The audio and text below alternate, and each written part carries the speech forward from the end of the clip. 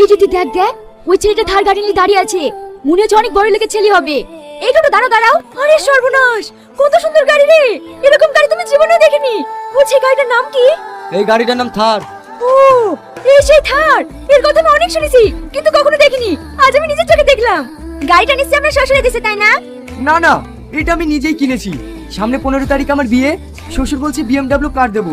আমি বলছি না না, আমি নেবো না, কারণ এই গাড়ি তো আমার পাঁচ-ছটা পড়ে আছে, চড়ার মানুষ নেই। ও তাই? বলছি আপনার গাড়িটাকে নিয়ে আমি একটা ছবি তুলতে পারি? হ্যাঁ হ্যাঁ, অবশ্যই।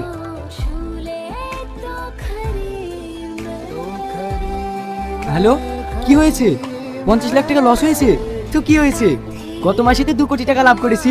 ও নিয়ে চিন্তা করো না, আমার ডয়ারে 5 কোটি টাকা আছে। ওখান থেকে নিয়ে এসে যার যেরকম প্রয়োজন তাকে সেরকম দিয়ে দাও। আপনার বাড়ি কি অনেক দূরে? না না, এই তো পাশের গ্রাম আসলামপুর। আমি তাহলে এখন আসি।